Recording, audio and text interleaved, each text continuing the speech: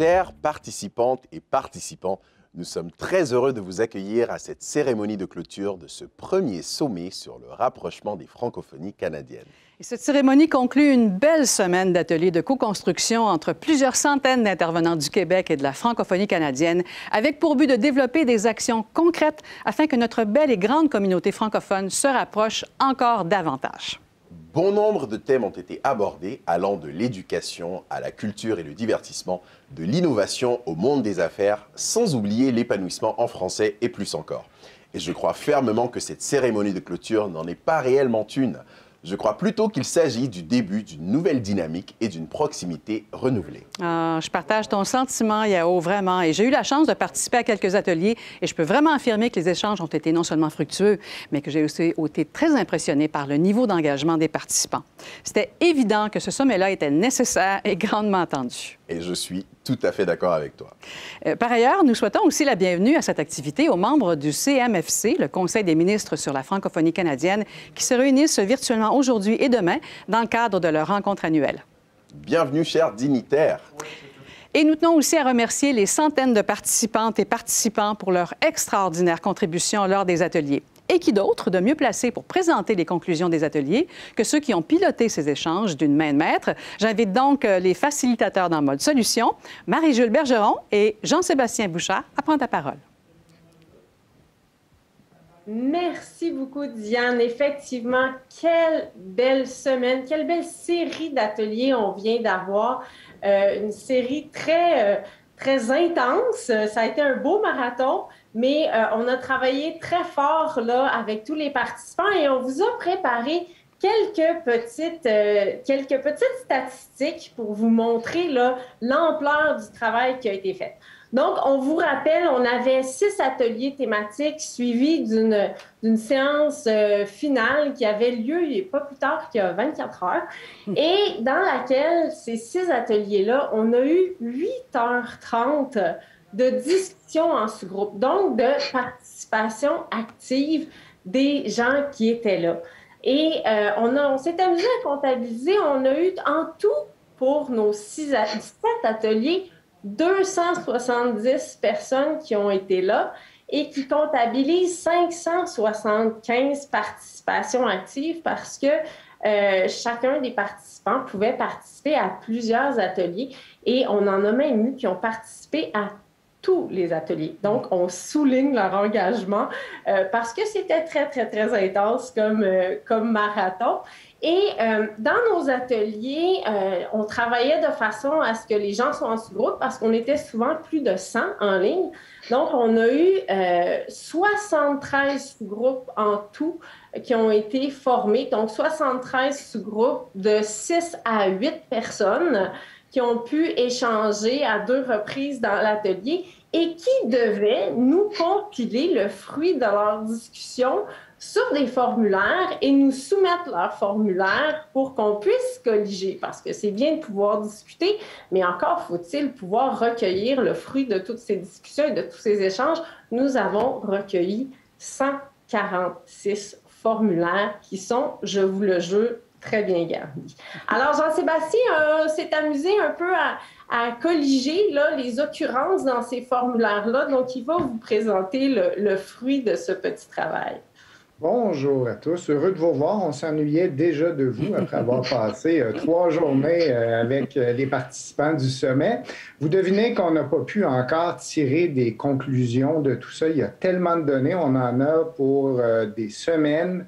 Je dis on, mais c'est pas Marie-Jules et moi, on est accessoires dans tout ça. C'est vraiment l'équipe d'organisation du sommet, les gens de la FCFA, les gens du SQRC qui vont se mettre au travail pour vraiment s'assurer qu'il y a des suites, que ce sommet-là donne des résultats. Donc, pour être capable de m'en sortir et de vous présenter quelque chose, travaillé avec des logiciels qui vont compter les occurrences, voir un peu des associations de mots-clés. Je reviens sur les 2 ou 3 principales questions des ateliers, donc les ateliers thématiques. Les gens se demandaient qu'est-ce qu'on a à gagner à plus travailler ensemble. Les mots, et je vous donne les mots qui ont été cités le plus souvent dans les formulaires, dans les discussions. Donc, ce qu'on peut gagner en se rapprochant, en travaillant ensemble, culture, langue, créer, développer, ressources, partage et connaître. Vous voyez qu'on est dans l'action, on est dans le positif.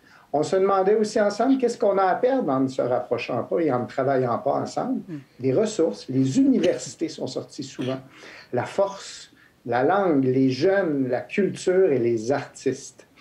Et finalement, dans nos ateliers thématiques, on demandait aussi aux gens de nous partager des idées pour mieux travailler ensemble. Et encore là, les idées, ce qui est ressorti le plus souvent, créer, services, jeunes, programmes, favoriser, échange et collaboration.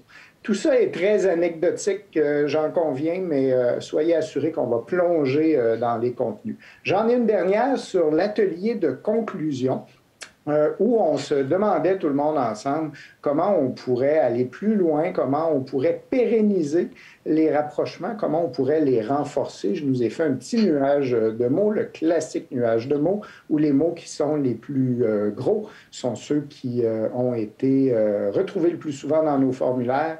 On voit la notion de communauté, de soutenir les organismes. On a souvent parlé de créer plus souvent des sommets comme celui-ci. On a vraiment remarqué que les gens étaient heureux de se rencontrer, heureux de se parler. Vous voyez aussi, en gros, partenariat, développer des relations, faire des projets, le faire, le mieux, le dialogue, la collaboration. On est vraiment dans le champ lexical positif. Tout est positif dans ça. C'était vraiment une grosse dose d'énergie qu'on a sentie, Marie-Jules et moi, cette semaine. Une dose d'amour pour la francophonie canadienne qui nous a rendus très fiers d'avoir été associés à ce colloque. Et on vous quitte avec un petit pincement au cœur parce qu'on a vraiment eu une belle semaine avec vous tous. Et puis, on arrive pile à la fin de notre 5 minutes. Donc, Diane Yao, à vous la parole et bonne fin de sommet à tout le monde. Merci beaucoup Marie-Jules, merci beaucoup Jean-Sébastien. Très heureux d'avoir eu ce résumé de votre part. J'aimerais maintenant inviter Madame Renée Mador, secrétaire adjointe à la francophonie, à la stratégie et à la diplomatie publique au secrétariat du Québec aux relations canadiennes, ainsi que Monsieur Alain Dupuis, directeur général de la Fédération des communautés francophones et acadiennes du Canada, à partager avec nous leur expérience de la semaine. Ah oui, alors Madame Mador, Monsieur Dupuis, vous êtes avec nous. J'attends de vous voir. Est-ce que vous êtes bien avec nous? Oui, bonjour. Oui, parfait. Alors, je ne vous vois pas, mais je vous entends, c'est ça qui est important. Alors Madame Mador, Monsieur Dupuis, j'ai vraiment pu être témoin de votre enthousiasme, vous voilà. J'ai pu être témoin de votre enthousiasme et de votre grand engagement quand vous vous adressiez aux participants des ateliers. Je vous sentais vraiment très investis tous les deux. Alors, je vous demande, juste d'entrée de jeu, là, quel est votre sentiment général après cette intense semaine d'échange? Commencez par Madame Mador, tiens. Bien, en fait, moi, je suis vraiment, vraiment contente. Vous savez, ça faisait 2 ans qu'on travaillait sur ce projet-là, projet qu'on a dû basculer en formule virtuelle. Puis, je vous avoue qu'on avait un peu peur du désengagement des gens, mais c'est pas du tout ce qu'on a constaté. Il y avait vraiment une mobilisation et un taux d'inscription vraiment supérieur à ce qu'on avait prévu. On a atteint près de 1000 inscriptions pour l'ensemble de nos activités. On s'attendait à 350, 400. Alors, vraiment, ça dépasse beaucoup nos attentes. Et puis, je dois vous dire que pour avoir vu les ateliers, ça ne s'est pas essoufflé. On aurait pu penser que les premiers ateliers, les gens étaient super mobilisés, mais comme disait tout à l'heure Marie-Jules, il y a des gens qui ont assisté aux 7 ateliers, aux 6 en fait, parce qu'on en avait 2 en même temps, ça aurait été difficile de faire les 2, aux 6 ateliers, puis jusqu'à la fin, les gens étaient super motivés. Alors, c'était vraiment génial. Et disais toi-même, Diane, au début, je pense que les gens avaient besoin de ce sommet-là. Je pense qu'ils l'attendaient et qui ont participé pleinement. On voyait vraiment une volonté, tant pour les Québécois que pour les francophones d'ailleurs au pays, de travailler ensemble, puis de mieux se connaître aussi. J'ai été impressionnée par la qualité des participants. Ils sont vraiment investis. Et il ne faut pas oublier, on avait aussi nos panels de samedi dernier qui ont mis la table. Et encore là, je dois souligner, super belle prestations et qui étaient vraiment pertinentes. Et je pense qu'ils ont vraiment aidé à commencer les discussions. Je me permets aussi de souligner qu'on avait une superbe collaboration avec la FCFA. On avait déjà travaillé ensemble. Pas qu'Alain va dire la même chose quand il va parler. C'était pas tout à fait évident au début de développer vraiment un projet qui répond aux attentes mutuelles. C'est quand même le gouvernement et une organisation pan-canadienne de la société civile. Alors, notre collaboration a vraiment bien été. Puis, certaines qu'on va continuer à collaborer. Et puis, je termine avec aussi, je ne sais pas si les gens ont participé, j'espère que oui, et on a vu beaucoup de gens, je ne sais pas si c'est les mêmes qui sont ici aujourd'hui, mais toutes nos activités pré-sommet. Le Centre de la francophonie des Amériques a fait des choses extraordinaires, logiques. Les Offices de jeunesse internationaux du Québec, pour les gens qui sont moins habitués avec les acronymes, ils ont fait des belles activités en amont du sommet. On a eu des activités partenaires aussi du sommet. Donc, on a vraiment créé un momentum autour de la francophonie canadienne depuis déjà quelques semaines. Alors, c'est vraiment un travail d'équipe extraordinaire qui démontre bien qu'on a une volonté de contribuer ensemble au rayonnement du français, puis qu'on va continuer. Ben oui, mais oui. Et vous, M. Dupuis? Et moi, j'ai eu beaucoup de plaisir, non seulement avec ma co-animatrice Renée tout au long de la semaine. Ça a été un privilège, je pense, d'être là pour nous deux et représenter le Québec, représenter nos communautés. Puis moi, en tout cas, j'ai senti qu'il y a eu une prise de conscience collective dans la dernière semaine. Je pense que c'est ce qu'on souhaitait. On voulait vraiment que tous les participants se disent, ben finalement, on a beaucoup de choses en commun. On se connaît peut-être pas aussi bien qu'on devrait se connaître, mais finalement, on fait partie d'une famille, d'une grande famille. J'ai vraiment senti, il y avait un sentiment qu'on était des complices pour l'avancement de notre langue et de nos cultures, et qu'il y avait un désir profond là, de changer la donne, qui est un avant et un après sommet. Ah oui. Et on l'a vu là, dans la créativité de toutes les initiatives qui ont été mentionnées. Bien, c'est formidable. Oui, justement, en parlant de créativité, quels sont les constats qui vous ont le plus marqué dans tout ce que vous avez entendu, toutes ces idées qui ont été brassées? Quels sont les constats qui émergent le plus pour vous? Bien, évidemment, on ne peut pas en quelques minutes vous faire part de tout ce qui est ressorti des ateliers. On disait tout à l'heure qu'on a à peu près 140 fiches analysées pour vraiment savoir l'ensemble, mais on va essayer d'y aller quand même avec certains constats qui sont ressortis souvent, puis on pourrait dire qu'ils transcendent un peu les thématiques. Donc, on disait tout le monde partage cette volonté-là de protéger, promouvoir le français et aussi permettre à tous ceux qui le veulent de pouvoir vivre en français partout au Canada. On a senti, comme Alain le mentionnait, un sentiment d'appartenance. On avait l'impression que les gens faisaient partie d'une même famille et qu'ils voulaient faire partie de cette famille-là, les francophones du Canada. On a senti, je le disais d'entrée de jeu, une volonté de travailler ensemble. Ça faisait partie. C'était présent partout, dans tous les ateliers, peu importe les sujets abordés. On voyait que la collaboration faisait partie de toutes les discussions, en fait. On a aussi sorti certains moyens pour faciliter cette collaboration, si on rentre dans un petit peu plus concret. Oui. Donc, favoriser les lieux de rencontre, les lieux de dialogue, mettre en place des plateformes de partage, renforcer les réseaux, mettre de nouveaux réseaux en place lorsqu'il n'y en a pas encore. Il y a toujours la question des technologies, évidemment, qui peut être intéressante. Je le mentionnais tout à l'heure, le fait que notre sommet soit virtuel, bon, c'était une petite déception au début, mais en bout de ligne, ça a permis de rejoindre plus de gens. Donc, ça peut servir évidemment aussi à favoriser les collaborations sans pour autant négliger la présence. Je pense que ça crée quand même des liens des fois un petit peu plus facilement quand on est en présence. Et il y a aussi la question de la mobilité qui est revenue souvent. Est-ce qu'on pourrait favoriser la mobilité chez les jeunes, chez les chercheurs, chez les artistes et même chez les gens d'affaires? Donc, encore ici, le numérique peut peut-être nous aider à faciliter les contacts, mais cette idée-là de mobilité, elle est ressortie vraiment souvent. Je laisse Alain poursuivre. Oui, bien, je pense qu'on retient aussi le mot réciprocité. Il faut que ça vienne des deux côtés. Tant les Québécois que les francophones de partout au Canada ont quelque chose à offrir et à échanger. Alors, il n'y a personne qui veut être sauvé. C'est vraiment l'idée de collaborer et d'échanger. Et on a autant amené l'un à l'autre. Et il faut le faire ensemble, il faut réfléchir ensemble. L'autre élément que je dirais, c'est mieux se connaître. On a parlé de plusieurs moyens là, pour atteindre cette idée-là de cartographier qui sont ces acteurs de la francophonie avec lesquels on pourrait participer. Comment on fait connaître l'histoire et le présent de cette diversité de la francophonie et comment on engage aussi les médias qui ont un rôle clé dans cette connaissance mutuelle. Alors, je pense que aussi, là, on a beaucoup entendu, il faut miser sur les jeunes, il faut permettre à ces jeunes-là de se découvrir et de porter cet objectif de rapprochement-là. Et enfin, il faut que les liens qui ont été créés soient pérennes. Il faut des suites concrètes au sommet. Et ça, je pense que la FCFA et la SQRC, on est engagés à vous revenir avec d'autres opportunités au cours des prochains mois et prochaines années. Merci beaucoup. Je vais céder la parole maintenant à Yao pour la prochaine question. Madame Mador, vous avez fait un beau lien tout à l'heure en mentionnant justement que ce sommet est la collaboration d'une entité gouvernementale régionale, si je peux me permettre l'expression, et une entité de la société civile pan-canadienne. Et ma question, quelles sont les conclusions que votre organisation, et je parle aux deux organisations, ont su tirer de ce sommet? Alain, est-ce que tu veux commencer? Oui, certainement. Je pense qu'évidemment, ça va enrichir notre travail à la UCFA et sûrement au SQAC pour les années à venir. Hein. Je pense qu'on a tellement d'informations et tellement d'idées qu'on a vraiment un plan d'action pour des pistes concrètes à mettre en œuvre. Alors pour nous, là, on va étudier tout ça, mais je pense que ça va changer la façon de planifier notre travail, de planifier. Quand on parle de la francophonie canadienne, on va penser au Québec de façon beaucoup plus automatique. Et ça, je pense que c'est un des gains majeurs.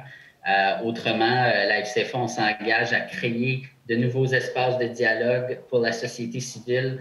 On veut contribuer à cette promotion-là de la francophonie canadienne au Québec et être vraiment une courroie de partenariat entre les groupes. Et bien sûr, sensibiliser. J'étais très heureux de voir l'ensemble des ministères et institutions principales du gouvernement du Québec qui étaient présents. Pour nous, ça va être important de continuer la collaboration, bien sûr, avec le SQAC, mais avec l'ensemble des ministères et institutions qui veulent s'engager pour le rapprochement. Et je vais dire aussi, ça a été une expérience très positive pour notre équipe, que je salue à la FCFA, puis Michel Morin, notre directeur à Québec, là, qui porte ça depuis deux ans, ce projet-là de notre côté. Alors, ça a été une vraiment belle expérience personnelle pour l'ensemble de notre équipe également. Puis, de notre côté, vous le savez, le gouvernement du Québec est en processus de renouveler sa politique en francophonie canadienne. Alors, c'est sûr que le sommet nous a permis notamment d'avoir le pouls des intervenants, les enjeux, les attentes, les pistes de solutions à explorer. C'était vraiment une mine d'or pour nous de toutes ces discussions-là. Et comme on disait, on va continuer à éplucher l'ensemble des fiches. On va s'assurer comme ça que notre politique, nos programmes répondent vraiment aux objectifs. Évidemment, quand même, être conscient qu'on ne répondra peut-être pas à toutes les attentes. Les gens avaient beaucoup, on leur avait dit d'être créatifs et de rêver. Alors évidemment, peut-être qu'à un moment donné, il va falloir retomber un petit peu sur terre, mais on va faire notre possible quand même pour en faire le plus possible. Ça nous a aussi permis, je dirais, au niveau du SQRC, de tisser des nouveaux liens. On a quand même déjà beaucoup de partenaires dans la francophonie. On en a connu des nouveaux. On a même connu des nouveaux au Québec, hein, des gens avec qui on n'avait pas nécessairement l'habitude de travailler. Alors c'est ça que ça nous a aidés. Évidemment, notre collaboration avec la FCFA qui va se poursuivre, c'est certain, par la suite. Puis, je ferai un message un peu dans la même veine que ce que Alain vient de dire sur le plan personnel. Je dois vous dire que ça a été une expérience super stimulante pour notre équipe. Ça nous a permis de mener à bien un projet majeur. Ça a vraiment mobilisé toute l'équipe qui était vraiment cette semaine, l'ensemble, vous savez, l'acronyme de notre direction, c'est la DFRAP, donc la Direction de la réflexion, de la francophonie, de la réflexion et des affaires publiques canadiennes. Et je pense qu'on a vraiment frappé un coup de circuit cette semaine. Donc, ça a vraiment été une expérience extraordinaire pour l'ensemble de l'équipe. Puis, je voudrais aussi souligner parmi les gens qui étaient avec nous, il y en avait les gens des bureaux du Québec au Canada. Les gens les connaissent peut-être pas toujours quand ils sont au Québec, mais ils sont très connus ailleurs.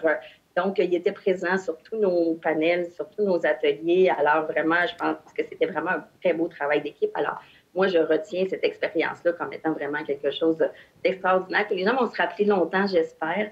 Mais on a vraiment réussi, je pense, exactement ce qu'on voulait faire. Bon, bien, alors écoutez, restons sur cette belle vague maintenant. Parlons de la charte d'engagement, ce document qui a été développé pour le sommet et qui est le fruit d'une longue et sérieuse démarche de co-construction entre le gouvernement du Québec et la Fédération des communautés francophones et acadiennes. Il sera dévoilé dans quelques minutes, mais qu'est-ce que vous pouvez déjà nous en dire?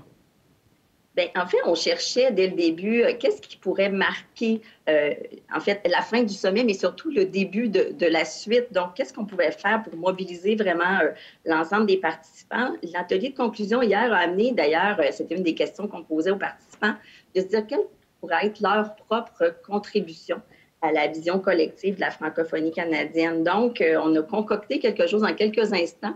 On va vous proposer une charte d'engagement qui va permettre à l'ensemble des personnes présentes et même à d'autres qui ne sont pas ici, mais à qui on pourra faire circuler, de s'engager concrètement à leur niveau pour la suite des choses.